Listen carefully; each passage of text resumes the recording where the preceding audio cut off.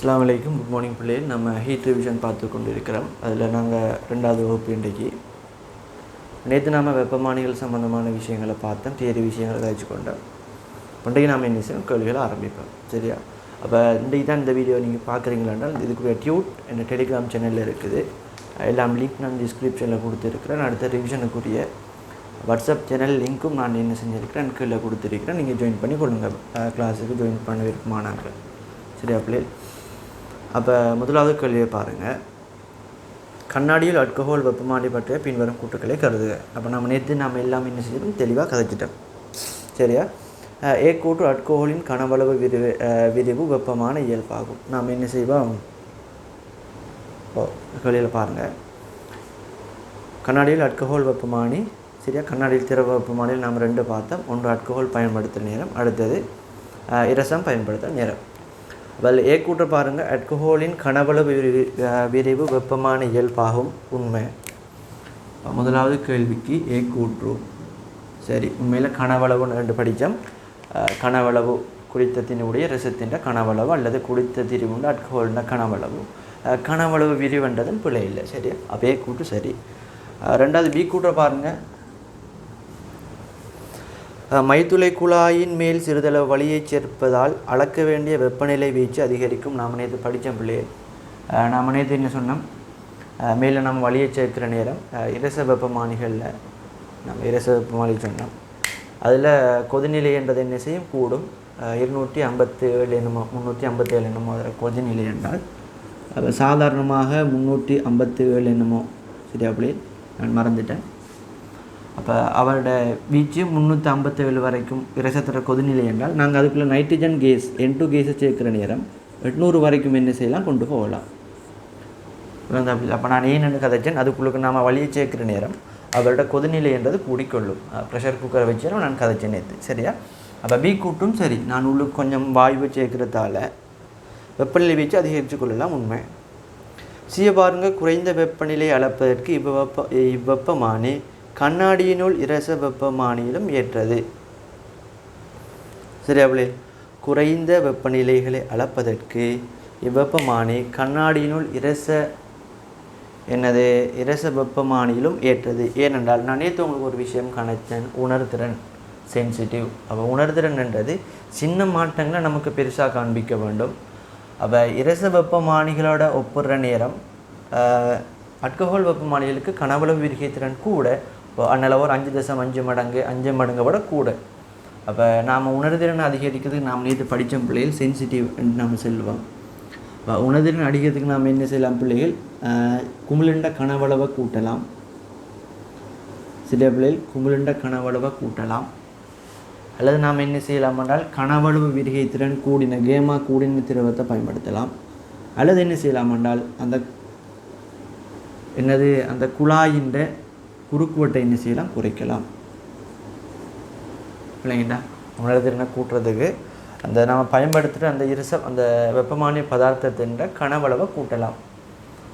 அல்லது என்ன செய்யலாம், விரிகைத்திறன் கூடின திரவத்தை பயன்படுத்தலாம். அல்லது அந்த குழாயின் குறுக்குவட்டு பரப்பை என்ன செய்யலாம், குறைக்கலாம். அதே மாதிரி நாம் இன்னொன்று பார்த்தோம், செம்மி நான் இப்போ எக்யூரசின்றதுக்கு நான் ஏன்று போடுறேன். அதுக்கு நாம் என்ன செய்யலாம் என்றால் செம்மையை கூட்டத்துக்கு நான் கனவளவை குறைக்க வேண்டியிருக்கும். அதே மாதிரி குறைஞ்ச தன்வெப்ப கொள்ளலுடைய பதார்த்தத்தை பயன்படுத்த வேண்டியிருக்கும்.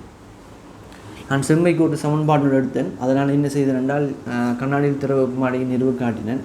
அங்கே எஸ் சமன் எப்படி வரும் என்றால் வி கேமாவின் கீழ் ஏ என்று வரும். வி கூடினால் எஸ் கூடும், கேமா கூடினால் எஸ் கூடும், ஏ குறைஞ்சால் எஸ் கூடும். அதே மாதிரி இங்கே பாருங்கள், இதை நான் உங்களுக்கு விளங்கப்படுத்துகிறேன். நேற்று விளங்கப்படுத்துகிறேன். கியூ சமன் எம்சி டீட்டாவில் சரியா பிள்ளைகள்? நான் எம்மை குறைக்கிற நேரம் என்ன செய்யும், நான் அது உறிஞ்சிற வெப்பம் குறையும். அதாவது வெப்பமானி தனக்காக எடுக்கிற வெப்பம் குறையும். அதே மாதிரி குறைஞ்ச தன்வெப்ப கொள்ளளவு வார நேரமும் எடுக்கிற வெப்பம் குறைவேன். அப்போ நான் உணர்திறனை கூட்டுறதுக்கு என்ன செய்யணும் என்றால் குறைஞ்ச இரசக்கனவளவை பயன்படுத்தணும். அல்லது என்ன செய்யலாம் என்றால் குறைஞ்ச தன்வெப்ப கொள்ளளவுடைய பதார்த்தத்தை பயன்படுத்தணும். நம்ம நேற்று எல்லாமே என்ன செய்யணும், டீட்டெயிலாக கதைச்சிட்டேன். அப்போ நீங்கள் நேற்று கிளாஸ் பார்க்காதாக்கள் என்ன செய்யுங்கள், யூடியூப்பில் இருக்குது, பார்த்து கொள்ளலாம். சரியா பிள்ளை? அப்போ இதில் பாருங்கள் நம்ம உணர்திறன் என்று கதைக்கிறது சிறிய வெப்பநிலை மாற்றத்தை பெருசாக காண்பிக்கணும். அப்போ நம்ம நேற்று கதைச்சோம், நம்ம நேற்று கதைச்ச விஷயந்தான். ஆல்கஹால் வெப்பமானி இரச வெப்பமானி விட ஆல்கஹால் வெப்பமானில் ஒரு நன்மை என்னென்றால் அவருக்கு கனவு விரிகைத்திறன் கூட, உணர்திறன் கூட. அப்போ சிறிய வெப்பநிலைகள் அளக்கிறதுக்கு இரச வெப்பமானிகளை விட ஆல்கஹால் வெப்பமானி சிறந்தது. அப்போ உண்மை, சி கூட்டு உண்மை. அப்போ நமக்கு என்ன வரும்? முதலாவதுக்கு ஏபிசி மூன்றும் சரியென்று வரும். அடுத்தது பாருங்கள் பிள்ளைகள், 4வது கேள்வி இருக்கா பாருங்கள். 4வது கேள்வி, வெப்பச்சமநிலையில் இருக்கும் மூடிய கனவளவு வாயு ஒன்றின் துணிக்கைகளின் எல்லாம் பூச்சிய இடைப்பெருமானத்தை கொண்டிருப்பது பின்வருவனவற்றில் எது? அப்போ பூச்சிய இடை என்றது பூச்சிய சராசரி, இடை என்றது சராசரி. இப்போ எதிர சராசரி பூஜ்ஜியமாக இருக்கும்ன்றது கேள்வி. அப்போ வெப்பச்சமநிலையில் இருக்கிற மூடிய கனவளவு, மேலே வெப்பச்சமநிலை என்றது பிள்ளைகள், வெப்பச்சமநிலை என்றது இப்போ இந்த தொகுதி என்றது வெப்பச்சமநிலையில் இருக்கின்றால் இவருடைய வெப்பநிலையும் தொகுதியோட வெப்பநிலையும் சமன். சரியா? ஒரு மூடின வாயு என்றது வெப்ப சமநிலை இருக்குது என்றால் இவருடைய வெப்பநிலையும் தொகுதியோட வெப்பநிலையும் சமன். அப்போ அப்படி இருக்கிற நேரம் நம்ம வெப்பச்சமநிலையை வச்சுக்கொண்டு இந்த முடிவு மட்டும்தான் எடுக்கலாம். அப்போ 2 பேருடைய தொடுகையில் இருக்கிற 2 பேருடையும் வெப்பநிலைகள் சமனாக இருக்குமா? இப்போ இதில் எது பூச்சிய சராசரி பெருமானத்தை கொண்டிருக்கும்? இப்போ உங்களுக்கு தெரியும் கதி. இப்போ குறித்த வெப்பநிலையில் வாயு மூலக்கூறுக்கு என்ன செய்யும்? ஒவ்வொரு கதி இருக்கும், ஒவ்வொன்றும் ஒவ்வொரு பக்கமாக ஓடி தெரியும். எங்களை நமக்கு தெரியும், நம்ம படிச்சிருப்போம். அப்போ கதி என்றது உங்களுக்கு தெரியும், என்ன கணியம்? எண்ணிக்கணியம். அப்போ பூஜ்ஜியம் என்று வார நேரம், இப்போ உதாரணத்துக்கு இதுக்குள்ளுக்கு ஒரு 100 மூலக்கூறுகள் இருக்கின்ற எப்பவுமே ஒரு 100 மூலக்கூறுகள். இப்போ 100 மூலக்கூறுகள் என்றால் நான் சராசரி எப்படி காண்பேன்? 100 பேரோட கதியையும் கூட்டிட்டு நான் 100ஆல் பிரிப்பேன். அப்படி 100 பேரோட கதியை கூட்ட நேரமும் இது எண்ணி தானே பிள்ளைகள். அப்போ என்ன செய்வேன்? மொத்தமாக எனக்கு ஒரு பெரிய ஒரு பெருமானம் வரும் ஒவ்வொருட கதியை கூட்ட நேரம். அதை நான் 100ஆல் பிரித்தால் எனக்கு பூஜ்ஜியம் வருமானு கேட்டால் இல்லை, பூஜ்ஜியம் வராது. எனக்கு தெரியும் தானே. இப்போ இதுக்குள்ளே இப்போ ஒரு ஆளுக்கு உதாரணத்துக்கு 1 மீட்டர்/செகண்ட் வைப்பமே. இப்போ 1 1 1 1 என்று எடுத்தால் மேலே 100 வரும். அப்போ 100/100 1 தான் வரும். அல்லது 2 எடுத்தால் பாருங்க 200 வரும். 200/100 2 வரும். அப்போ கதிக்கு பூஜ்ஜியம் வாரத்துக்கான வாய்ப்பு இல்லை. ஆனால் உங்களுக்கு கொண்டு விளங்கணும், வேகம் என்று வார நேரம் பாருங்கள், எதிரெதிர் திசையில் வார நேரம் விடையில் பூஜ்ஜியமாகும். காவியை நான் கூட்ட நேரம் பிள்ளைகள் இப்போ உதாரணத்தை வைங்க, இதுக்குள்ள 2 மூலக்கூறுகள் இருக்கின்ற வைங்களேன். 2 மூலக்கூறு இருக்கிற நேரம் ஒரு மூலக்கூறு வலது பக்கமாக இயங்க, மற்ற மூலக்கூறு அதே கதியோட இடது பக்கமாக இயங்க. இவங்க 2 பேரை சராசரி வேகம்ன்றது பூஜ்ஜியமாக வரலாம். சரியா? நம்ம பின்னுக்கு பார்ப்போம், கேள்விகள் வார நேரம் பார்ப்போம். அப்போ கதி என்றது எண்ணிதானே பிள்ளைகள். அப்போ காவியண்டா எங்களுக்கு என்ன செய்யலாம் என்றால் ஓரளவுக்கு பூஜ்ஜியத்தை நாம் கொண்டு வரலாம். ஏன்? இப்போ ஒரே கதியோ ஒரே பருமனோட எதிரெதிர் திசையில் இயங்குறதால எங்களுக்கு என்ன செய்யலாம்? இங்கே மேலே பூஜ்ஜியம் வரலாம். இங்கே பூஜ்ஜியம் வந்தால் தான் பிள்ளைகள் என்ன செய்யும்? இங்கே பூஜ்ஜியம் வரும். இங்கே பூஜ்ஜியம் வந்தால் தான் வரக்கூடிய ஆன்சர்ன்றது இடைப்பெருமானம்ன்றது பூஜ்ஜியம் வரும். இப்போ இயக்க சக்தி என்றது எங்களுக்கு தெரியும் பிள்ளை எண்ணிக்கணியம். அப்போ இவருக்கு ஒரு இயக்க சக்தி ஒரு ஒவ்வொன்றுக்கும் மூமெண்ட் இருக்குது, மொத்தமாக கூட்டது இந்த இடத்துல ஒரு பெருமானம்னு வரும். சராசரி என்றது பூஜ்ஜியம் வராது. அடுத்த திணிவை பாருங்கள், திணிவும் எண்ணிக்கணியம். அப்போ அதுக்கும் பூஜ்ஜியம் வராது. உந்தத்தை பாருங்கள், உந்தம் என்றது காவிக்கணியம். சரியா? உந்தம் என்றது காவிக்கணியம். அப்போ நான் ஆரம்பத்தில் சொன்ன மாதிரி இதுக்குள்ளே 2 மூலக்கூறுகள் இருக்கிற எடுத்தால் ஒன்று வலது பக்கமாக ஒரு உந்தத்தோடு இயங்க, அதே உந்தத்தோட எதிர்பக்கமாக ஒன்று இயங்கும் என்றால் அவங்க 2 பேரோட சராசரி உந்தம் என்றது பூஜ்ஜியமாக வரும். அல்லது நீங்கள் என்ன செய்யலாம்? 4 மூலக்கூறுற கருதுனீங்களால் ஒன்று இங்கால போக, ஒன்று இடது பக்கம் போக, ஒன்று வலது பக்கம் போக, ஒன்று கீழே போக, ஒன்று மேலே போக, தொகுதியில் மொத்த உந்தம் என்றது என்ன? பூஜ்ஜியமாக வரும். சரியா? அல்லது ஒரு 40 மூலக்கூறுன்னு வைங்களேன், 10 இங்கால 10 இங்கால 10 கீழே 10 மேலேனால் பூஜ்ஜியம் வரும்.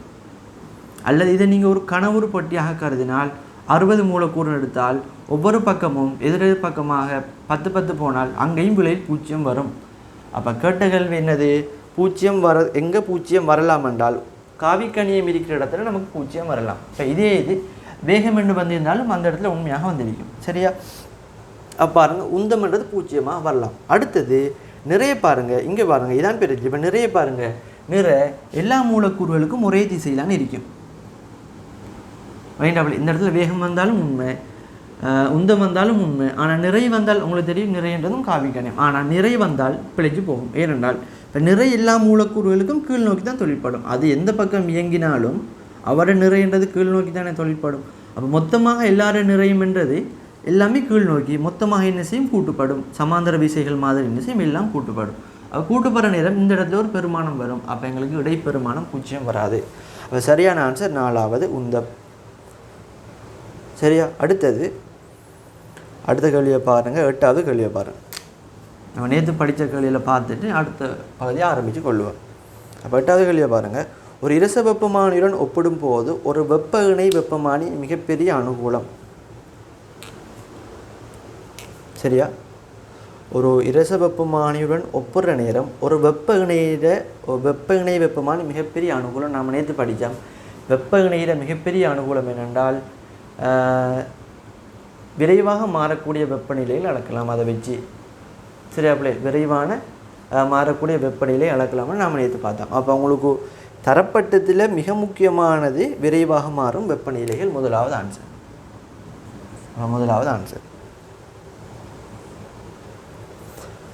அடுத்தது பாருங்கள். 9வது பாருங்கள்.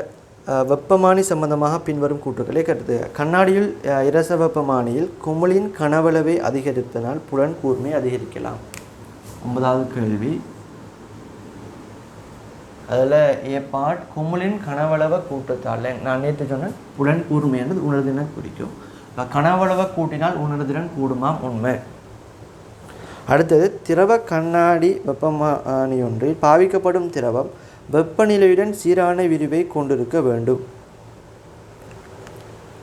சரியா பிள்ளை? எனது திரவ கண்ணாடி வெப்பமானி ஒன்றில் பாவிக்கப்படும் திரவம் வெப்பநிலையுடன் சீரான விரிவை கொண்டிருக்க வேண்டும். சரியா பிள்ளை? இதில் முதலாவது கூட பாருங்கள். பின்னும் ஒரு பகுதி விடுபட்டுட்டு புலங்கூர்மையை அதிகரிக்க செய்யலாம், ஆனாலும் திருத்தமான வாசிப்பை பெற முடியாது. அதான்டா உண்மை. கனவளவை நாம் என்ன செஞ்சோம் கூட்டின மண்டாப்பிள்ளையில் உணர்திறன் குறைஞ்சி போயிடும். அப்போ ஏன்றது அது 2 பகுதி வருது, ரெண்டும் உண்மைன்னு வரும். பியை பாருங்கள். திரவ கண்ணாடி வெப்பமானி ஒன்றில் பாவிக்கப்படும் திரவம் வெப்பநிலையுடன் சீரான விரிவை கொண்டிருக்க வேண்டும். அப்போ நம்ம நேற்று படித்த பிள்ளையே பதார்த்தங்களோட விரிகை என்பது சீராக இருக்கிறது ஒரு நல்ல ஒரு விஷயம். ஆனால் கட்டாயம் சீராக இருக்கணும்னு இல்லை. இல்லைங்களா? ஒரு ஏகபரிமாண மாறல் கட்டாயம் இருக்கணும்னு இல்லை. இப்போ வெப்பமானிகளில் ஒரு சீரான விரிவு இருக்கும் என்றால் நாங்கள் அளவிட என்ன செய்யும் சீராக இருக்கும். சரிதானே? இப்போ சீரற்ற விரிவென்றால் ஒரு வளைவான ஒரு மாறலில் விரிவு ஏற்படும் என்றால் அதுக்கேற்ற மாதிரி என்ன செய்யும் அளவிட என்ன செய்யும் அந்த பெருமானங்களுக்கு அந்த இடைவெளி என்ன செய்யும் மாறிக்கொள்ளும். அப்போ இந்த இடத்துல பாருங்கள், கட்டாயம் அந்த திரவம் சீரான விரிவை கொண்டிருக்க வேண்டும் என்றது இல்லை. அது கொஞ்சம் சீரற்ற விரிவாக இருந்தால் அதுக்கேற்ற மாதிரி என்ன செய்யலாம் அளவிடையே போட்டுக்கொள்ளலாம். ஆனால் என்னது கொஞ்சம் கஷ்டம். அப்போ பி கூட்டுன்றது அந்த அளவுக்கு திருத்தமானது இல்லை. அது நாங்கள் பிள்ளைன்னு எடுப்போம். கட்டாயம் அண்டு இருக்க வேண்டும் என்றதால நம்ம பிள்ளைன்னு எடுப்போம். அடுத்து சி கூட்ட பாருங்கள். வெப்பவினை ஒன்றின் வீச்சானது இரச வெப்பமானி ஒன்றினை விட கூடுதலானது. சி என்றது உண்மை. நம்ம நேற்று கதைச்சோம். சி அதில் வீச்சுன்றது கூடன்னு நம்ம நேற்று கதைச்சோம். சரியா? அடுத்தது பாருங்கள். அப்போ இதில் உங்களுக்கு ஏயும் சியும் சரியன்னு வரும். அடுத்தது பாருங்கள் பிள்ளைகள் 10வது கேள்வி. 10வது ஏபி என்பன செப்பு குழாய்களாகும். ஏ ஆனது குளிர் நீரையும் பி ஆனது சுடுநீரையும் காவுகின்றன.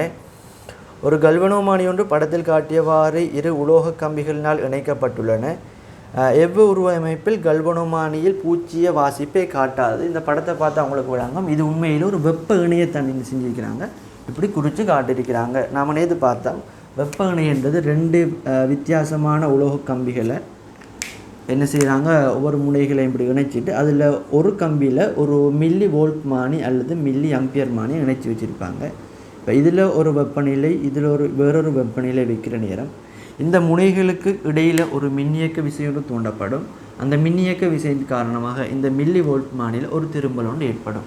அந்த திரும்பலை வச்சுக்கொண்டு என்ன செய்யலாமானால் நாங்கள் இது 2க்கும் இடையிலான வெப்பநிலை வித்தியாசத்தை கண்டுபிடிக்கலாம். அதில் ஒரு வெப்பநிலை தெரியுமாடா மற்ற வெப்பநிலை நாம் என்ன செய்யலாம் கணிச்சு கண்டுபிடிக்கலாம். இதுதான் வெப்பநிலை. அப்போ கட்டாயம் வழங்கணும் உங்களுக்கு இது ஒரு கம்பி, இது இன்னும் ஒரு கம்பி, அந்த இன்னும் ஒரு கம்பியில் தான் நடுவில் ஒரு என்னது ஒரு மில்லி வோல்ட் மானி. அப்போ தரப்பட்ட படங்களை பாருங்கள். அதில் இப்படி காட்டியிருக்கிறாங்க. இப்படி ஒரு குழாய், அதே மாதிரி கீழே ஒரு குழாய். சரியா? அப்போ ஒன்றில் சுடுநீரும் அடுத்தது குளிர் நீரும் போகுது. அப்போ இதில் பாருங்கள் விளங்கினா பிள்ளை? அப்போ இதில் பாருங்கள் எப்படி ஒரு கம்பி, சரியா? இப்படி ஒரு கம்பி, அடுத்த கம்பி ஒரு என்னது ஒரு மில்லி ஒரு கல்வனோமானி, சரியா? ஒரு கல்வனோமானி, ஒரு கல்வனோமானி இணைக்கப்பட்டிருக்குதான், சரியா பிள்ளை? அப்போ இது ஒரு வெப்பநிலை, இது ஒரு வெப்பநிலை. இவங்க பார்த்தீங்களா, இந்த ரெண்டு முனைகளும் ஒரு வெப்பநிலை இருக்குது, இந்த ரெண்டு முனைகளும் ஒரு வெப்பநிலை இருக்குது. இங்கே பாருங்கள், இது ஒரு கம்பி, இது ஒரு கம்பி, நல்லா விளங்கணும். இந்த ரெட் கலரில் இருக்கிற தனி ஒரு கம்பி, இந்த கல்வனோமானிக்கு ரெண்டு பக்கம் இருக்கிறதும் அதுவும் ஒரு தனி ஒரு கம்பி. இது ஒரு வகையான கம்பி, இது ஒரு வகையான கம்பி இல்லை, நல்லா பாருங்கள் இதில். அப்போ ரெண்டு கம்பின முனைகளையும் நான் ஒரே வெப்பநிலையில் வச்சிருக்கிறேன். இந்த ரெண்டு முனைகளையும் ஒரு வெப்பநிலையிலையும் இந்த ரெண்டு முனைகளை இன்னும் ஒரு வெப்பநிலையில் வச்சிருக்கிறோம். அப்போ என்ன செய்யும் பிள்ளைகள், இதில் ஒரு ஒரு என்ன ஒரு வாசிப்பொண்டு வரும், ஒரு கல்வன் ஒரு திரும்பலோண்டு வரும் தானே. அப்போ பாருங்கள், தரப்பட்ட படங்களை பாருங்கள். உண்மையில் கல்வனோமானை நான் என்ன செய்வேன், இப்படி கீறிக்கிறேன். இந்த ரெண்டு முனைகளையும் நான் என்ன செய்ய ஒட்டி வைக்காமல் ரெண்டு பேரையும் கொஞ்சம் பிரித்து ஒரு வேறு வழியாக வச்சிருக்கிறேன். அப்போ இதான் இங்கே இருக்கிறது. நீங்கள் படத்தை பார்த்தீங்களாண்டால் இதில் எது குழப்பம் என்றால் உங்களுக்கு ரெண்டு கம்பி வரணும், ரெண்டு பக்கம் இப்படி ரெண்டு கம்பி வரணும். கல்வனோமானிக்கு ரெண்டு பக்கம் இருக்கிறது ஒரே கம்பியாக இருக்கணும். அப்படி பார்த்தீங்கன்னா உங்களுக்கு 5வது ஆன்சர். இப்போ இதில் அடுத்த ஒரு விஷயம், இந்த இடத்துல இந்த ரெண்டு கம்பியும் ஒட்டி இருக்குது, இங்கே என்ன செஞ்சிருக்கு, பிரிஞ்சு இருக்குது. அப்போ யாருக்கும் டவுட் வரும், இப்போ இது ஒரு மூடின சுற்றுமாய் தானே, அப்போ மின்னியக்க விசை தூண்ட போகிற நேரம் ஒரு மின்னோட்டம் ஓடும். அப்போ இது ரெண்டும் இப்படி ரெண்டு வேறு வேறையாக இருக்கிறது, இப்படி பிரிஞ்சு தானே இருக்குது. அப்போ சுற்று பூர்த்தி இல்லைன்னு யோசிப்பீங்க, அதுக்காக தான் கேள்வியில் தாராங்க. ரெண்டும் செப்பு கம்பிகள். அப்போ என்ன செய்யும், செப்போட தொடுகையில் இருக்கும், இங்கேயும் தொடுகையில் இருக்கும். அப்போ இது ஒரு மூடிய சுற்று. அப்போ என்ன செய்யலாம், தாராளமாக மின்னோட்டம் இதுக்குள்ளால் என்ன செய்யலாம், ஓடிக்கொள்ளலாம். சரியா பிள்ளை? அப்போ தரப்பட்டதில் நீங்கள் இதை பார்த்து நீங்கள் என்ன செய்யலாம், கண்டுபிடிக்கலாம். உங்களுக்கு இது இப்படி ஒன்று இருக்குன்னு தெரியலாட்டி தரப்பட்ட 5 விடைகளையும் பார்த்து என்ன செய்யலாம், இதோட ஒப்பிட்டு என்ன செய்யலாம், ஆன்சரை கண்டுபிடிச்சி இருக்கலாம். அடுத்தது 12வது கேள்வியை பாருங்கள். கண்ணாடியில் திரவ வெப்பமானியில் பயன்படுத்தப்படும் திரவம் பற்றிய பிழையான கூற்று. கண்ணாடியில் திரவ வெப்பமானி. இரசத்தின் விரிகை திறன் உயர்வாக இருத்தல் வேண்டும். இரசத்திட விரிகை திறன் உயர்வாக இருக்க வேண்டும். அப்போ உயர்வாக இருக்கிற நல்லம் எங்களுக்கு உணர்திறன் என்ன செய்யலாம், கூட்டிக் கொள்ளலாம். இருக்கட்டும், அது சரி இருந்தால் நல்லம். 2வது கூற்று பாருங்கள், திரவத்தின் தன்வெப்ப கொள்ளளவு உயர்வாக இருத்தல் வேண்டும். திரவத்தின் தன்வெப்ப கொள்ளளவு உயர்வாக இருக்கிற நேரம் அதில் செம்மையை என்ன செஞ்சிடும், அது குறைச்சிடும். அப்போ 2வது தான் பிழை. 1வது ஓரளவுக்கு சரி, 2வது பிழை. விளங்கிட்டா? 1வது விரிகை திறன் கூற நேரம் என்ன செய்யலாம், உணர்திறனை கூட்டிக் கொள்ளலாம். இப்போ 2வது பாருங்கள், அது தன்வெப்ப கொள்ளளவு கூட வேணுமென்றால் அவர் செம்மையை குறைச்சிடுவார். 3வது திரவத்தின் விரிவு வெப்பநிலையுடன் ஏகபரிமானதாக இருக்க வேண்டும். அப்படி இல்லை, சரியா பிள்ளைகள்? அப்படி இல்லை, ஆனால் இருந்தால் நல்லம். ஏகபரிமானமாக இருந்தால் நல்லம். சரியா? என்ன செய்யலாம், நாம் இலகுவாக என்ன செய்யலாம், அளவுடைய குறித்து கொள்ளலாம். 4வது பாருங்கள், பனிக்கட்டி புள்ளி மிக குறைவாகவும் கொதிநீராவி புள்ளி மிக உயர்வாகவும் இருத்தல் வேண்டும். அப்போ நமக்கு தெரியும் அது ரெண்டும் கூடுற நேரம் நம்மளோட வீச்சு, நம்ம வெப்பநிலையை இழக்க போகிற வீச்சுன்றது கூடிக்கொள்ளும். அதுவும் உண்மை. திரவமானது கண்ணாடியை நினைக்கக்கூடாது, அதுவும் உண்மை. கண்ணாடியை நினச்சா நாம் என்ன செய்யலாம், ஒரு ரீடிங் எடுத்துகிட்டு அடுத்த ரீடிங்கை என்ன செய்யலாம், அவசரமாக எடுக்கலாம். அப்போ கொஞ்சம் என்ன செய்யணும், அதில் கண்ணாடியில் ஒட்டி இருக்க திரவத்துறைகள் இறங்கி வர வரைக்கும் நம்ம கொஞ்சம் நேரம் வெயிட் பண்ண வேண்டி இருக்கும். இப்போ தரப்பட்ட விடைகளில் உண்மையில் இந்த கேள்வியில் கொஞ்சம் ஒரு சின்ன ஒரு குழப்பம் ஒன்று இருக்குது. கண்ணாடி திரவம் பயன்படுத்தணும் திரவம் பற்றின பிழையான கூற்றுன்றது. இப்போ இதில் பொருத்தமான ஆன்சர்ன்றது 2வது.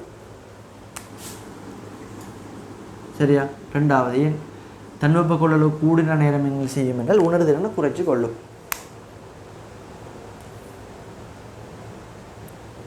சரியா? அப்போ இதில் உண்மையில் திரவ வெப்பமானி ஒன்றில் பயன்படுத்துகிற திரவ மண்டத்தை விட ஒரு சிறந்த ஒரு ஒரு வெப்பமானியில் என்னென்ன இயல்புகள் இருக்கணும் என்று கேள்வி கேட்டிருந்தாங்கடா எங்களுக்கு இதில் ஒரு குழப்பம் ஒன்று இருக்காது. இப்போ இதில் எது பிரச்சனை என்றால் திரவத்திட விரிவு வெப்பநிலையில் ஏகபரிமானதாக இருக்க வேண்டும் என்று இருந்தால் நல்ல, இல்லாட்டியும் பிரச்சனை இல்லை. சரிதாங்க பிள்ளை? அடுத்தது 15வது கேள்வி பாருங்கள். 15வது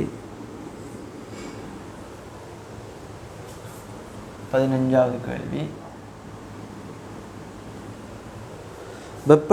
வெப்பமானி ஒன்றில் பாவிக்கப்படும் வெப்பமான பதார்த்தத்தின் வெப்பநிலை தீட்டாவுடன் வெப்பமான இயல்பு எக்ஸ் மாறுவதை காட்டும் வரைவுகள் காட்டப்பட்டுள்ளன.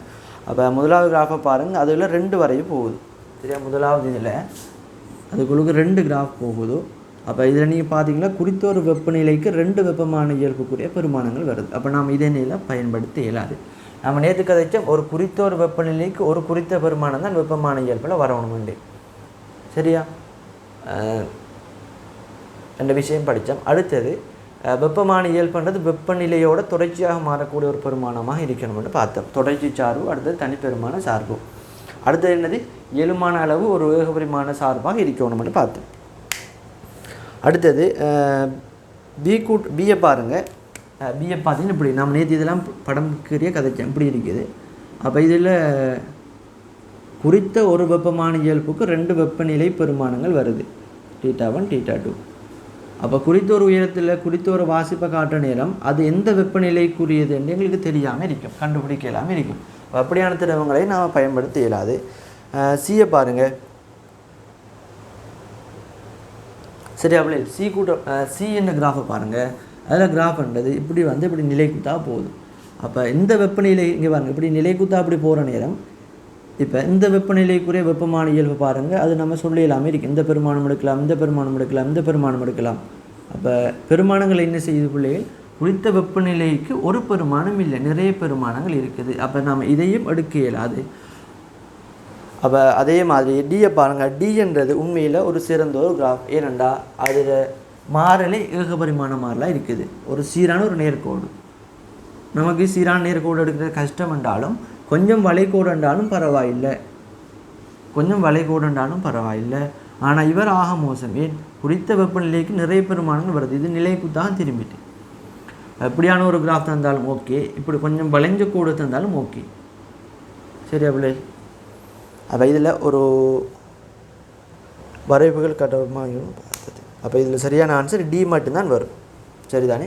அடுத்தது 17வது கேள்வியை பாருங்கள். 17வது பாருங்கள்.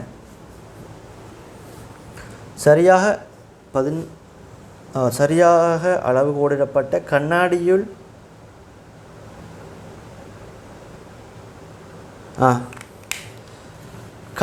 இரச வெப்பமானியில் சிறிய போத்தலில் 80 பாகை சீருள்ள திரவத்தின் வெப்பநிலை அளந்த போது வெப்பமானி 79.6 இருந்தது. இதற்கான நம்ம நேற்று பார்த்த உதாரணம், நம்ம உதாரணம் மட்டும் வச்சு கதைச்சேன். சரியா?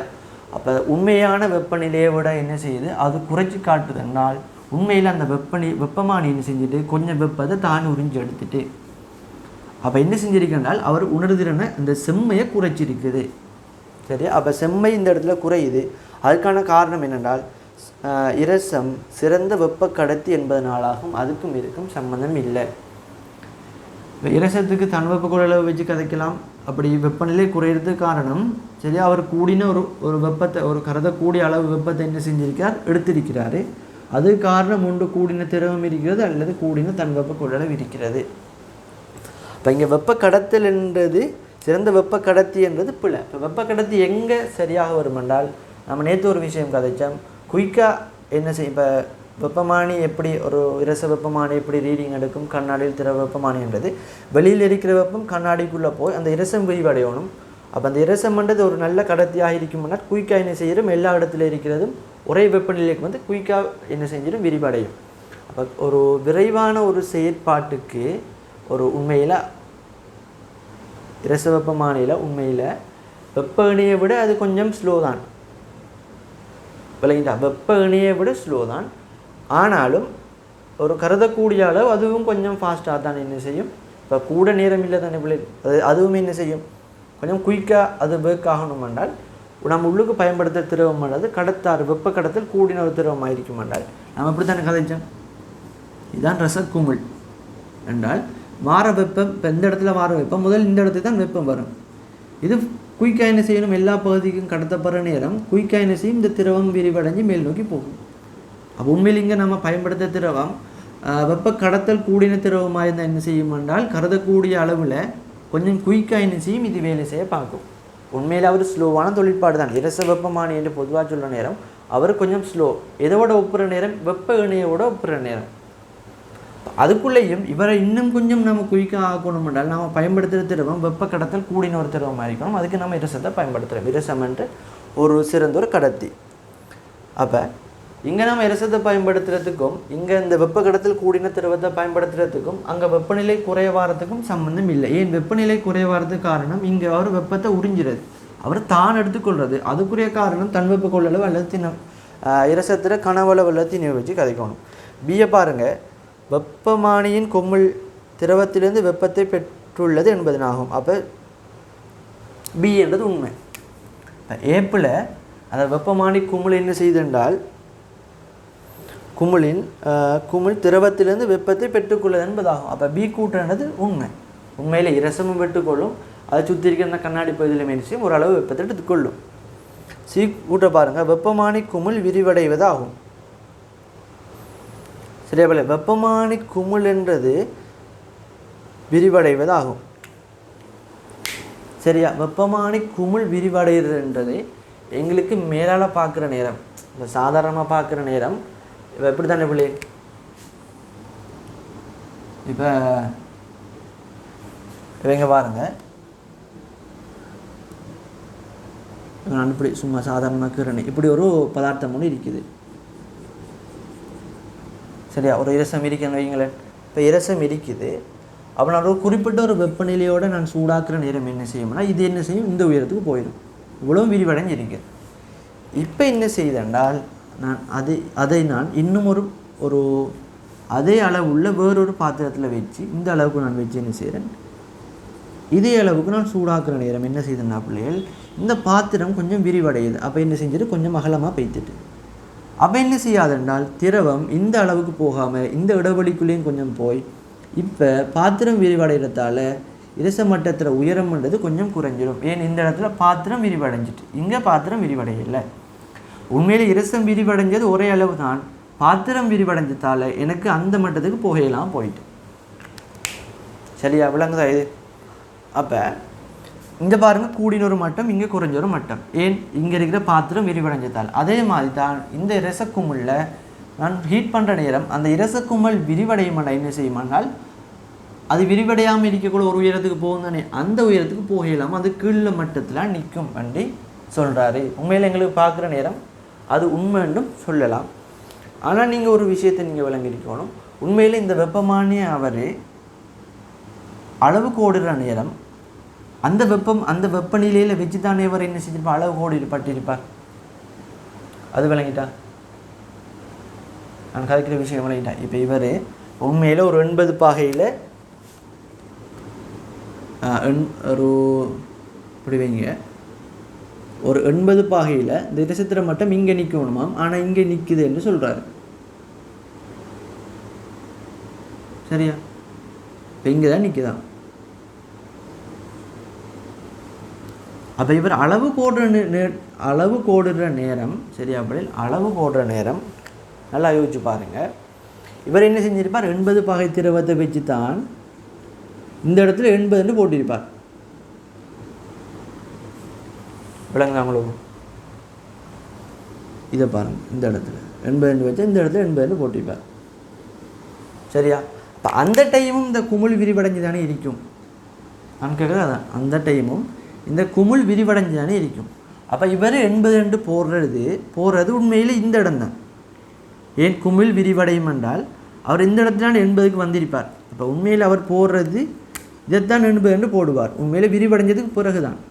இப்போ நாம் இங்கே விரிவை கதைக்க இயலாம். ஏனென்றால் இவர் அளவு கோடுற நேரம் விரிவடையாத அந்த வெப்பமானி இப்போ புதுசாக பயன்படுத்துகிற நேரம் விரிவடையுதுன்னு நம்ம சொல்ல இயலாது. ஏன், இப்போ இவர் 80 பாகையில் அந்த இடத்துக்கு போகுதுன்னு சொல்கிறார், அதுக்கு காரணம் கண்ணாடி குமிழ் விரிவடையுதுன்னு. ஆனால் நான் சொல்கிறேன் என்னென்றால் அவர் அந்த வெப்பமானியை உருவாக்குற நேரம் 80 பாகையில் வச்சு தான் என்ன செஞ்சிருப்பார், அவர் 80 அளவு கோடியில் பட்டிருப்பார். அந்த டைமும் அதை என்ன செஞ்சிருக்கு, விரிவடைஞ்சிருக்கும்.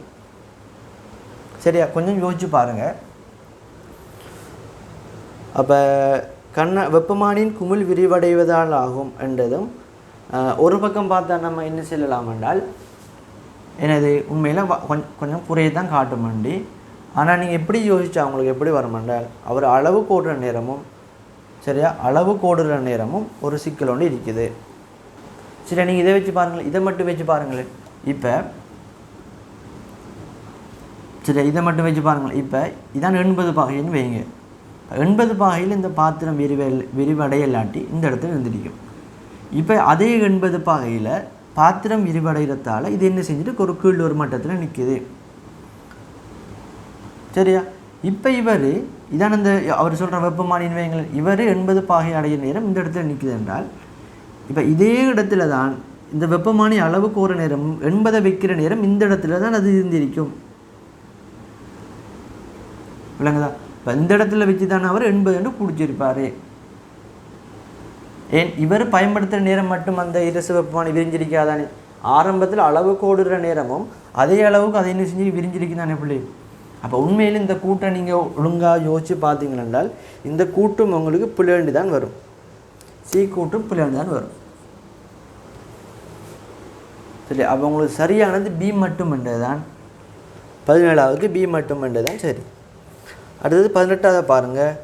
கூடுதலான கண்ணாடியினுள் திரவ வெப்பமானிகளில் வெப்பமான திரவமாக இரசமும் சில வெப்பமானிகள் ஆல்கஹாலும் பயன்படுத்தப்படுகின்றன. ஆல்கஹாலை இரசத்துடன் ஒப்பிடுகையில் பின்வரும் கூற்றுக்களை கருதுக. சரியா, இரசத்தினோடு ஒளிக்கதிரில் செல்லாததால் இலகுவாக பார்க்கலாம். சரியா, உண்மை. ஆனால் இரசத்துக்கு என்ன செஞ்சுருப்பாங்க, டை பண்ணியிருப்பாங்க ரெட் கலரில்.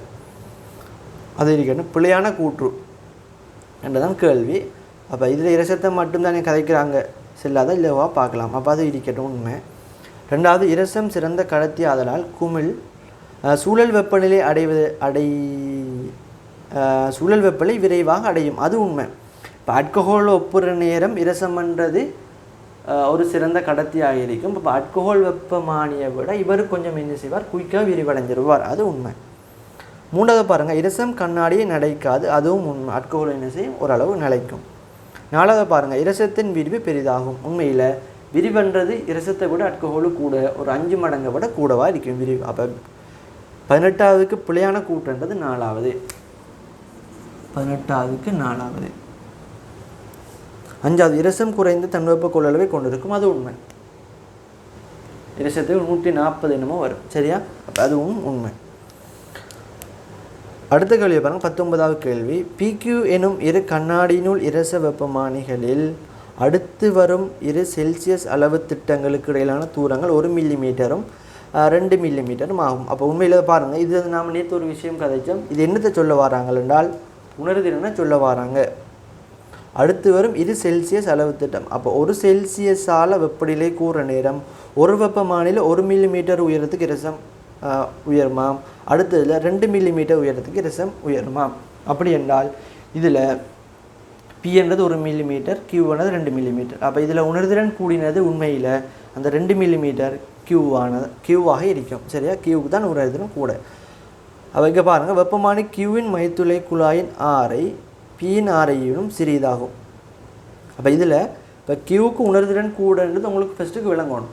அப்போ இப்போ கியூவுக்கு ஏன் உணர்திறன் கூட என்றதுக்கான சில காரணங்கள் தராங்க. இப்போ கியூவுக்கு மைத்துளை குழாயின் ஆரை கூடவா இருக்குதாம். இல்லை, இங்கே பாருங்கள், கியூவின் மைத்துளைக்குள்ள ஆரை பியை விட குறைவு. அப்போ ஏ குறைவாம். அப்போ ஏ குறைஞ்சா என்ன செய்யும் என்றால் உணர்திறன் கூடும். உண்மை. இப்போ நான் சொல்கிறேன், இங்கே பாருங்கள், 2 பேருக்கும் ஏ மாறாமல் இருந்து பியோ கேமாவோ கூட இருந்தாலும் அவருக்கு உணர்திறன் கூடவா இருந்திருக்கும். விளங்கிட்டா? உணர்திறனை தீர்மானிக்கிறது இங்கே 3 பேர். சரி, அப்படி இங்கே 3 பேர் கண்ணாடியினுள் இரச வெப்பமானி. அப்போ இங்கே பாருங்கள், கண்ணாடியில் இரச வெப்பமானி. அப்போ 2 பேரும் இரசம் என்றபடியால் 2 பேருக்கும் கேமா மாறல. அப்போ இதுவும் தீர்மானிக்கும் இதுவும் தீர்மானிக்கும் உணர்திறனை. அப்போ ஏ குறைய இப்போ 2 பேருக்கும் உதாரணத்துக்கு ஏ சமனாக இருந்து ஒரு ஆளுக்கு பி கூட இருந்தால் ஒரு ஆளுக்கு உணர்திறன் கூட, அல்லது பி 2 பேருக்கும் சமனாக இருந்து ஏ குறைவாக இருந்தால் என்ன செய்யலாம், அவருக்கு உணர்திறன் கூடவாக இருக்கலாம். இப்போ இதில் கியூவுக்கு கூட இருக்காம். அதுக்கு காரணம் என்னென்றால் கியூட ஏ குறைவாக இருக்குமாம் என்ன சொல்கிறாங்க. நான் சொல்கிறேன் ஏ குறைவாக இருந்து பி கூட இருந்தாலும் கியூவுக்கு உணர்திறன் கூட. அப்போ நம்ம ஏ குறைய இருக்குது என்ன நாம் சொல்ல இயலாது. தனியாக ஒத்த முடிவாக என்ன செய்யலாம், ஏ குறைய இருக்கிறதால அதுக்கு உணர்திறன் கூடன்னு சொல்லலாம். ஏன் ஏ சமனாக இருந்து அவருக்கு இரசத்திர கனவளவு கூடவாக இருந்தாலும் உணர்திறன் கூடவாக இருந்திருக்கும். அப்போ முதலாவது கூட்டு பிழை. வெப்பமான கியூவின் குமிழின் கனவளவு பியிலும் பெரிதாக இருக்கும். எனது கியூட கனவளவு பியை விட கூடவாம். அப்போ கனவளவு கூட இருக்குதுன்னு சொல்கிறாங்க. நான் சொல்கிறேன் கனவளவு மாறாமல் இருந்து இது குறைய இருந்திருக்கலாம். விளையினா பிள்ளை அப்படி இருந்தாலும் என்ன செய்யுதுமெண்டா இப்போ தனியாக ஒன்றை மட்டும் கதைக்கலாம். ஏன் அப்போ இது மாறாமல் இருந்து இது மாறிக்கலாம். இவரை கதைக்கிற நேரம் இது மாறாமல் இருந்து அவர் மாறி இருக்கலாம். சரியா? அப்போ நான் எதுண்டி நான் சொல்ல இயலாது. இப்போ அதுக்கு கனவளவு கூடத்தான் இருக்கும் வேண்டி சொல்லலாம். கூட இருக்கலாம்ன்றா உண்மை. அப்போ பெரிதாகும் என்றது பிள்ளை. பெரிதாக இருக்கலாம்னு சொல்லியிருந்தால் அந்த கூட்டு உண்மையாக இருந்திருக்கும். அதே மாதிரி தான் ஏ கூட்டில் பியிலும் சிறிதாகும் என்றால் பிள்ளை. சிறிதாக இருந்திருக்கலாம் என்று கேட்டால் உண்மை. சி கூட்ட பாருங்கள், வெப்பமான கியூவானது வெப்பமான பியிலும் உணர்திறன் கூடினது, அது உண்மை. அது எங்களுக்கு தெரியும் தானே. 19ஆவதுக்கு உங்களுக்கு சி மட்டும்தான் வரும், தேர்ட் ஆன்சர் வரும். அடுத்து 20வது கேள்வியை பாருங்கள். 20வது கேள்வியை பாருங்கள். வெப்பநிலையுடன் மாற்றமடையும் 5 வித்தியாசமான இயல்புகள் கீழே உள்ள வரைவு காட்டுகின்றன. இவற்றுள் எவ்வரைவுக்கு ஒத்த இயல்பை கொண்ட பதார்த்தத்தை வெப்பமான பதார்த்தமாக பயன்படுத்தலாம். நல்லா பாருங்கள் பிள்ளைகள். முதலாவது பாருங்கள். முதலாவதில் கிராஃப் எப்படி தந்திருக்கிறாங்க.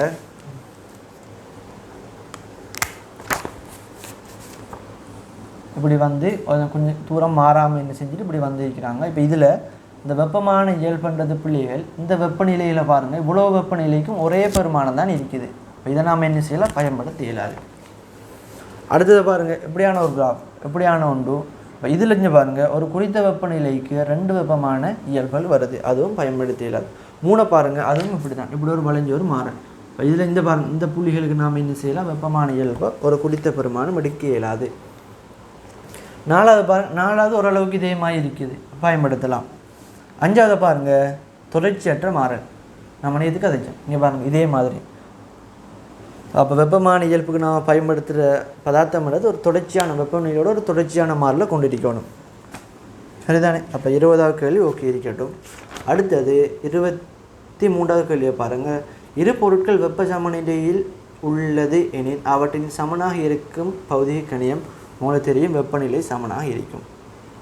இந்த 24வது கேள்வியை பாருங்கள். கண்ணாடியில் திரவ வெப்பமானி ஒன்றில் உணர்திறனை அதிகரிப்பதற்கு, அப்போ உணர்திறனை கூட்டுறதுக்கு ஏ கூற்று வெப்பமானியில் உள்ள மைத்துளை குழாய் நீளத்தினை அதிகரிக்க வேண்டும். மைத்துளை குழாயின் நீளத்தை அதிகரிக்கிறது இல்லை. என்ன செய்யணும், உணர்திறனை கூட்டுறதுக்கு அவரோட குறுக்கு வட்டை குறைக்கணும்.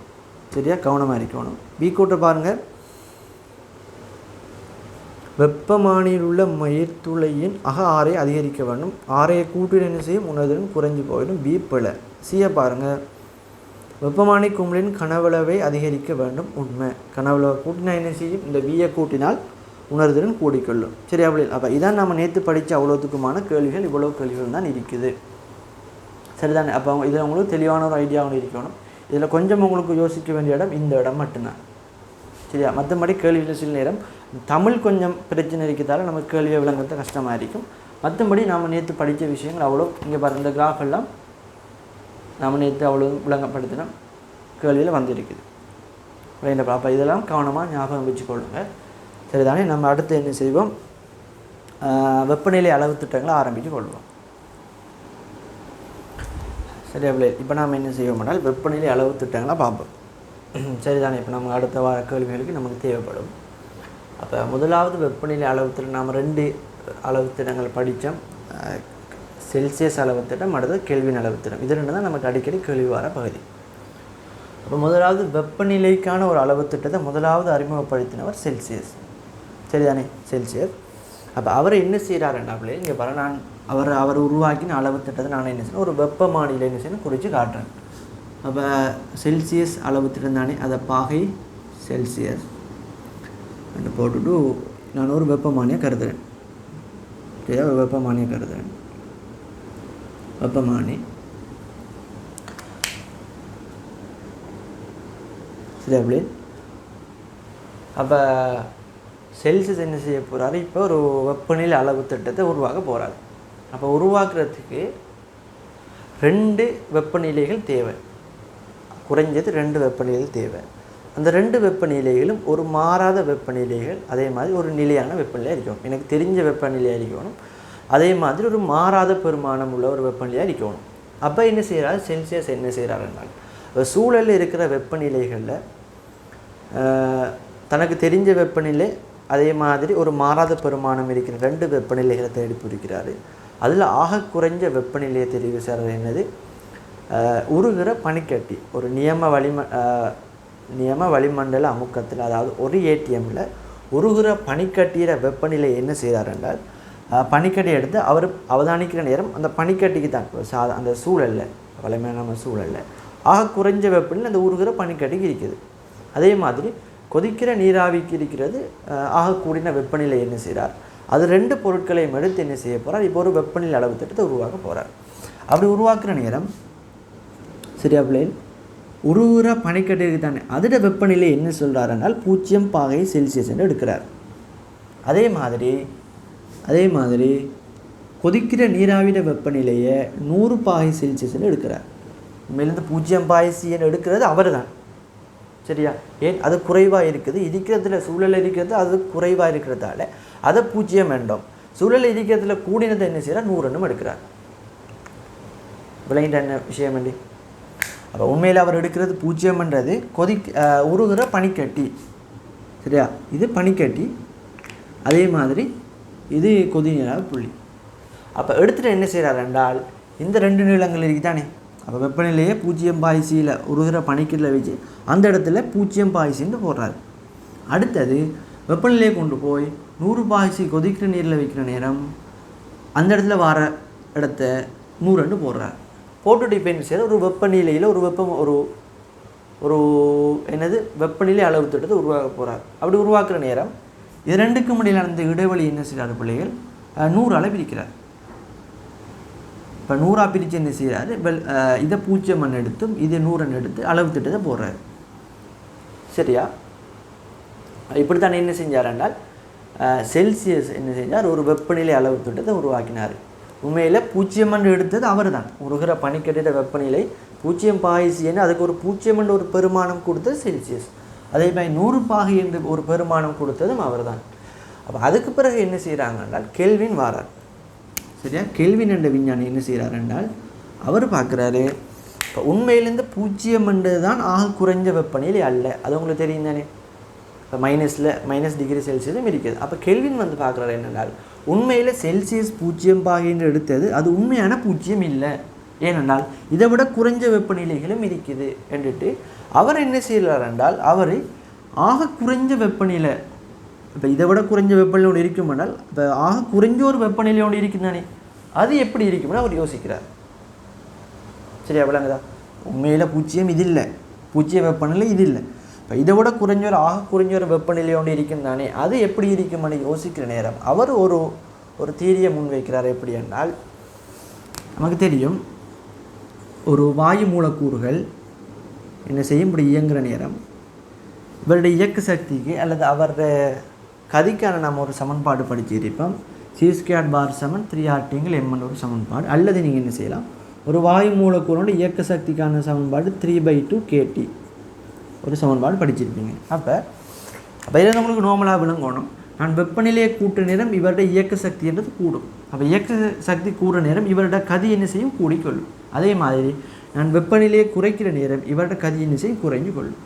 அப்போ கெல்வின் எப்படி யோசிக்கிறார் என்றால், நான் வெப்பநிலையே வாயுக்களுக்கு நான் வெப்பநிலையை குறைச்சி வார நேரம் அவருடைய இயக்க சக்தி குறைஞ்சி வந்து ஒரு கட்டத்தில் என்ன செய்யும்னா அவருடைய இயக்க சக்தி 0 ஆகும். 0 என்ன நடக்கும், வாயுக்களோட இயக்க சக்தி 0 இவங்களுக்கு கதி இருக்காது. அப்போ கதி இருக்கிற என்ன செய்யும், எல்லா மூலக்கூறும் கீழே வந்து விழுந்துடும். விளங்கிட்டா, கீழே வந்து விழுந்துடும் என்றால் இந்த வாயு மூலக்கூறுகளால் உருவாக்குற அமுக்கம் இல்லாமல் போயிடும். அப்போ வாயு மூலக்கூறுகளுக்கு கதி இல்லை, இயக்க சக்தி இல்லை, வேகமும் இல்லை. இந்த வாயு மூலக்கூறு என்ன செய்யும், இந்த புடுவைக்குள்ள அமுக்கத்தை உண்டாக்கணும்னா என்ன செய்யும், சூரோட போய் மோதுகை நிகழ்த்துறதால என்ன செய்யும், அமுக்கம் உருவாக்கப்படும். அதை நம்ம படிப்போம் அப்படின்னு.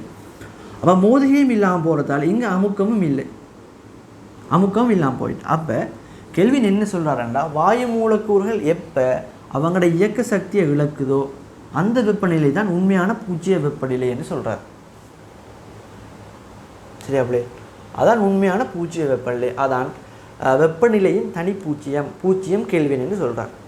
அப்போ வெப்பநிலை குறைச்சி வார நேரம் பூஜ்ஜியம் கெல்வின் என்ன நடக்கும் பிள்ளை? வாயு மூலக்கூறுகளுக்கு கதி இருக்காது, இயக்க சக்தி இருக்காது, அது பிரயோகிக்கிற அமுக்கம்ன்றது பூஜ்ஜியமாக இருக்கும். சரியா பிள்ளை? அப்போ தனி பூஜ்ஜியத்தில் இவ்வளவு முடிவுகளும் இருக்குது. இப்போ கெல்வின் என்ன சொல்கிறாருன்னா, இப்போ கெல்வின் ஒரு அளவு திட்டத்தை உருவாக்க போகிறாரு. இதை உண்மையிலே ஆக்குள்ள வரணும். அவர் என்ன செய்கிறார், வாயு மூலக்கூறுகள் அவங்களோட இயக்க சக்தியை இழக்கிற அந்த வெப்பநிலை தான் உண்மையான பூஜ்ஜியம் வெப்பநிலை, அதை பூஜ்ஜியம் கெல்வின்னு போடுறார். நான் சொன்னேன் இது ஒரு நியம வளிமண்டல அமுக்கத்தில் உருகிற பனிக்கட்டிட வெப்பநிலை என்னது மாறாது. ஒரே ஏடிஎம்மில் பூஜ்ஜியம் என்றால் அதே வெப்பநிலை தான் விளையாண்டா. அதே மாதிரி கொதிக்கிற நீரிட வெப்பநிலையும் ஒரு ஏடிஎம்மில் அதே வெப்பநிலையில் தான் நீடிக்கும். அப்போ கட்டாயம் ஒரு வெப்பநிலை அளவு திட்டத்தை உருவாக்குறதுக்கு எனக்கு 2 வெப்பநிலை தேவைப்படும். அப்போ இவர் என்ன செஞ்சுட்டு ஆக குறைஞ்ச வெப்பநிலை பூஜ்ஜியம் கெல்வின் எடுத்துட்டார்.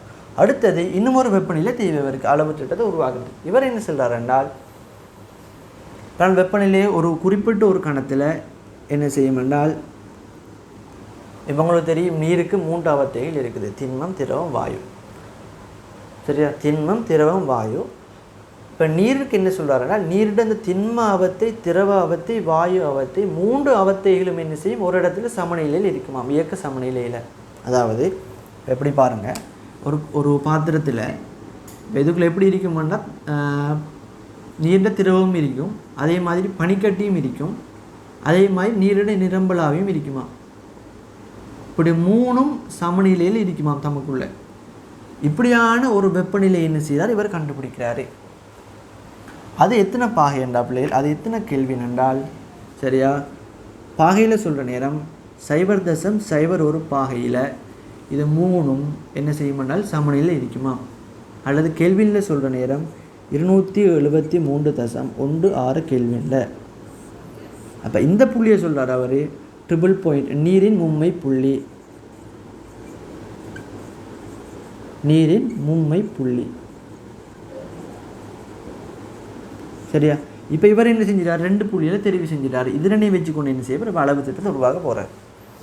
உண்மையில் இதுக்குரிய செல்சியஸ் வெப்பநிலை என்றது 0.01 பாகை. சரியா பிள்ளை? இவர் இப்படி தான் என்ன செய்கிறார் என்றால் ஒரு கெல்வின் அளவு திட்டத்தை உருவாக்குறாரு. அப்போ உங்களுக்கு தெரியணும், இவர் எடுத்த பூஜ்ஜியம் என்றது அது உண்மையில் பூஜ்ஜியம். இப்போ அடுத்த புள்ளி என்றது இது ஒரு மாறாத பெருமானமாக இருக்கணும். இப்போ நீரின் மும்மை புள்ளி என்றது பிள்ளைகள் அது மாறாது. ஒரு குறிப்பிட்ட வெப்பநிலையில் ஒரு குறிப்பிட்ட அமுக்கத்தில் மட்டும்தான் இது 3ம் சமநிலையில் இருக்கும். அந்த அமுக்கத்தில் அந்த வெப்பநிலை தான் இது. இந்த வெப்பநிலையில் தான் அது ஒரு வேறு அமுக்கம். வளிமண்டல அமுக்கத்தில் அப்படி நடக்காது. இது ஒரு குறைஞ்ச ஒரு அமுக்கம். சரியா? ஒரு குறைஞ்ச அமுக்கத்தில் இந்த வெப்பநிலையில் மட்டும்தான் இந்த வெப்பநிலையும் அந்த அமுக்கமும் வார டைமில் மட்டும்தான் சரியா நீரிட 3ஆவத்திலும் சமநிலையில் இருக்குமா என்று என்ன செய்கிறாருன்னா இவர் ஒரு அளவு திட்டத்தை உருவாக்குறார். சரிதானே? இப்போ இவர் உண்மையில் ஆக குறைஞ்ச வெப்பநிலையில் 0 பாய்ஸ் இவர் கண்டார். இப்போ இவர் கண்ணால் பார்த்தனை உருகிற பனிக்கட்டிய. ஆனால் உண்மையில் 0 K என்றது இயற்கையில் உண்மையில் சாத்தியமில்லாத ஒரு வெப்பநிலை. ஏனெண்டா எங்கேயுமே 0 K வெப்பநிலை நாம் போக இயலாது, 0 K வெப்பநிலை உருவாக்கவே இயலாது. இப்போ இவர் எப்படி இதை உருவாக்கினார் என்றால் வாயு மூலக்கூறுகள் இயக்க சக்தியை மொத்தமாக இழக்கிற நேரம் 0 ஆகும். அதைத்தான் 0 எடுத்து என்ன செய்கிறாங்க இவர் ஒரு கற்பனையில் ஒரு கணித ரீதியாக என்ன செய்யறார் உருவாக்குறாரு இல்லைங்களா. அப்போ இவர் உண்மையில் உருவாக்கினது ஒரு கணித ரீதியான ஒரு அளவு திட்டம். சரிதான பிள்ளை? அப்போ என்ன செய்கிறாரு 0 பாய்சி இது 0 கெல்வின்.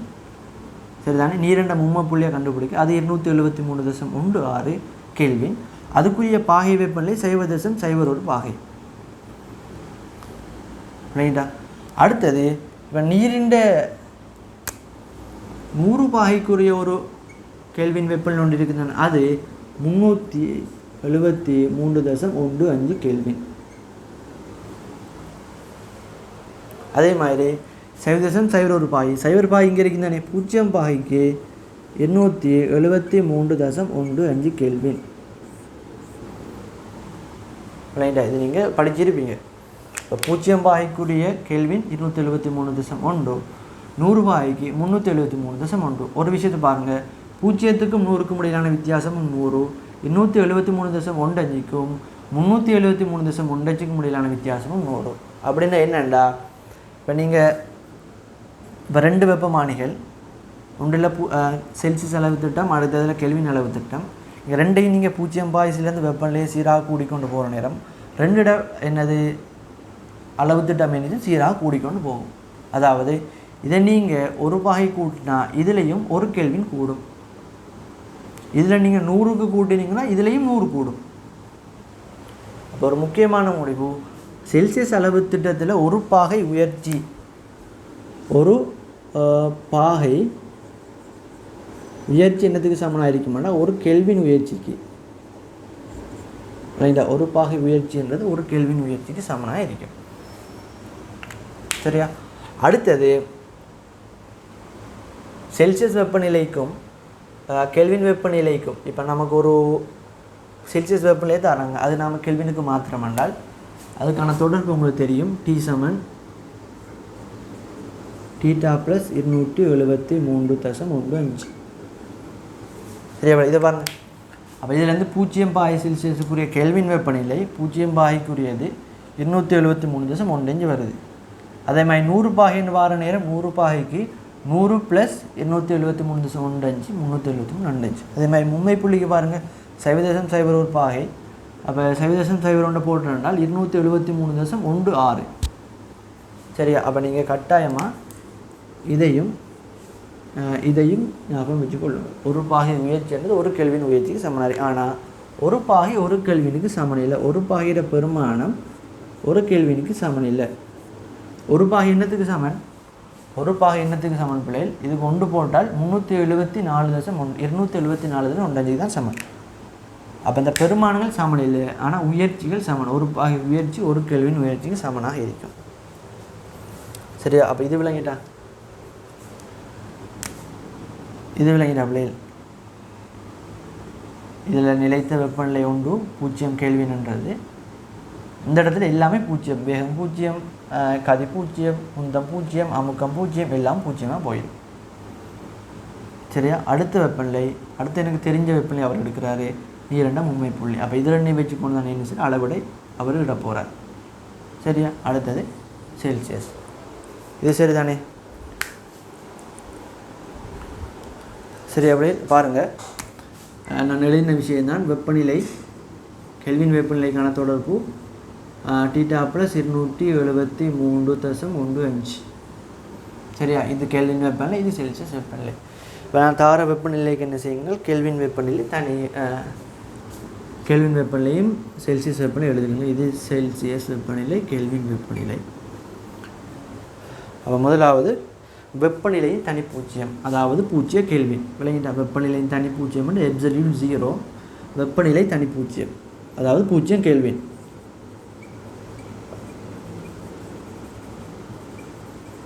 வெப்பநிலையின் தனிப்பூச்சியம்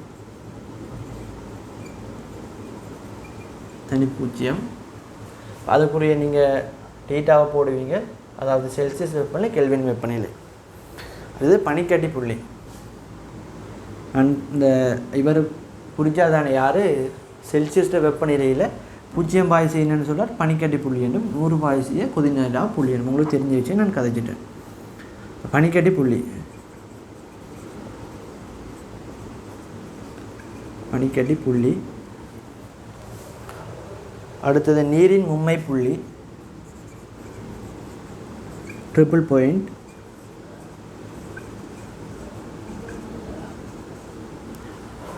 அடுத்தது கொதிநீராவி புள்ளி.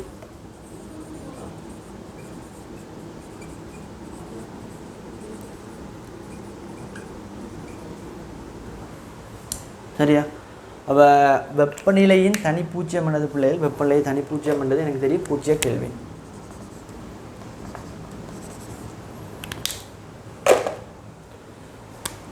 சரியா? அப்போ டீயில் 0 கெல்வின், இது எனக்கு தெரிஞ்சது. பூஜ்ஜிய கெல்வின். இப்போ பூஜ்ஜிய கெல்வினுக்குரிய செல்சியஸ் வெப்பநிலை என்ன? அப்போ கெல்வினுக்கு பதிலாக நான் என்ன செய்வேன், டீக்கு பதிலாக பூஜ்ஜியம் போட்டால் அதுக்குரிய செல்சியஸ் என்றது இது இங்கால வந்தால் -273.15. அப்போ -273.15 ஆகி சி. சரியா ஞாபகம் வச்சுக்கொள்ளுங்க. பனிக்கட்டி புள்ளி என்னது 0 பாகை செல்சியஸ். இப்போ 0 பாகைக்குரிய கெல்வின் என்பது இந்த இடத்துல 0 போடுங்க 273.15 கெல்வின். அடுத்த நீரின் மும்மை புள்ளி என்றது செல்சியஸில் நான் சொன்னால் 0.01 பாகை சி, கெல்வினில் சொன்னால் 273.16 கெல்வின். இதை நீங்கள் ஏதாவது ஒன்றை ஞாபகம் வச்சுக்கோனால் இந்த சமன்பாட்டில் போட்டு மற்றதை கண்டுபிடிக்கலாம். சரியா? இப்போ நீங்கள் மும்மை புள்ளியில வெப்பநிலை 0.01 பாகை என்றால் இதில் போட்டிங்கனால் 273.16 வரும். அதாவது கொதிநீராக புள்ளி எனக்கு தெரியும் 100 பாகை சி, இதில் போட்டால் 373.15 கெல்வின். அப்போ இந்த பெருமானங்கள் நமக்கு அடிக்கடி தேவைப்படும்படி இந்த நீரிண்ட மும்மை புள்ளியிட பெருமானம் அடிக்கடி தேவைப்படும். இப்போ 1.5ஐயும் 1.6ஐயும் குழப்பிக்கொள்ளலை. இந்த 1.5ஐயும் 1.6ஐயும் குழப்பிக்கொள்ள நாம் அடிக்கடி தேவைப்படும். ஒரு 0.01 தான் வித்தியாசம். ஆனால் கேள்வியில் செய்கிற நம்ம என்ன செய்ய, நம்ம ஒரு புள்ள விட்டோம்னால் ஆன்சரை பிழைச்சி போயிடும். சரி, அப்போ இருக்கிறோம் நாம் என்ன செய்வோம், அடுத்தது இதோட தொடர்ச்சியாக நாம் என்ன செய்வோம், அடுத்த கேள்விகள் இருக்குது அதை பார்த்துக்கொண்டு போவோம். சரியா?